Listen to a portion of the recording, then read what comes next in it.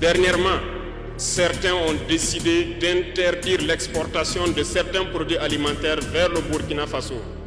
Très bien. Ils ont donné une durée. Nous ferons en sorte que, à la fin de cette durée, nous interdirons l'entrée de ces produits sur notre territoire. Nous ne sommes pas français, nous ne comprenons pas ce que ça veut dire.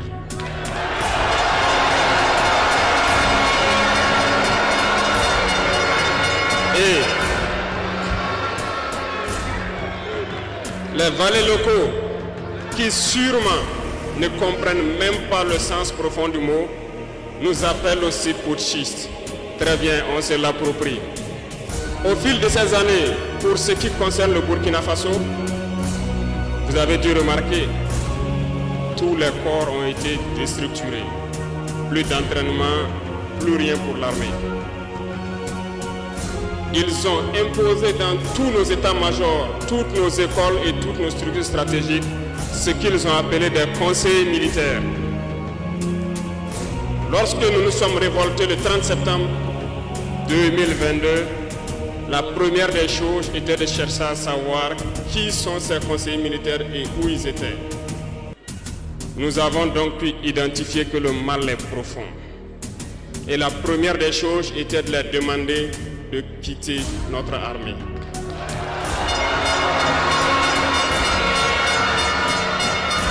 Ils sont partis.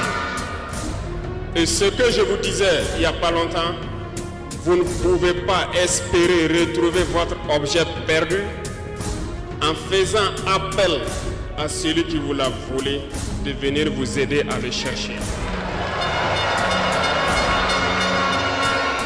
Lorsque nous avons déjà demandé aux conseillers de partir, nous avons senti des manifestations. On nous a fait comprendre qu'on ne pourra pas s'en sortir sans eux. Et à chaque fois qu'ils nous le disaient, ça s'est traduit par des attaques d'envergure sur le terrain. Nous avons bien reçu le message. Lorsqu'à l'orée donc de l'année 2023, nous avons décidé de dire donc aux forces étrangères présentes ici de partir parce que nous voulons lutter en burkinabé.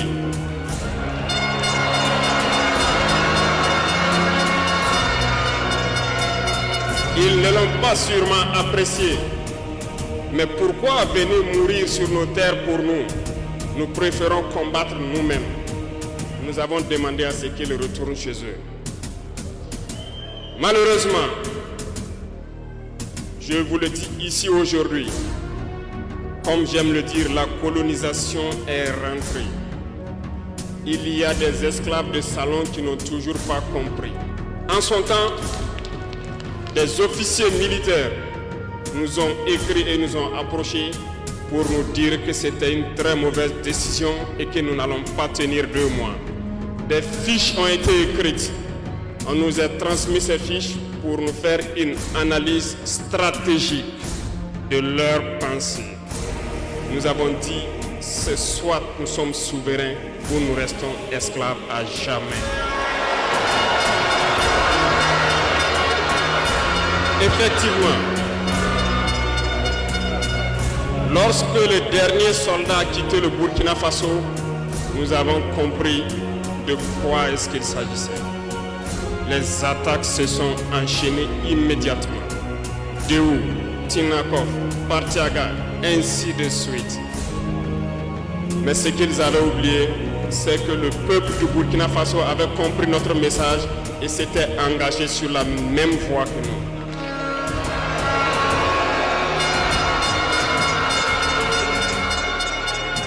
Nous nous sommes réorganisés rapidement et subitement.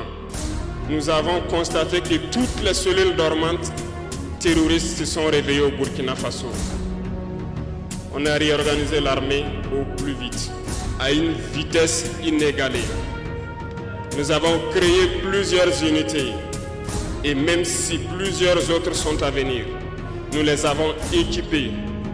Et aujourd'hui, cet équipement se poursuit parce que dans les jours à venir, les mois à venir, ce que vous allez voir venir au Burkina Faso doit faire de notre armée une puissance à craindre.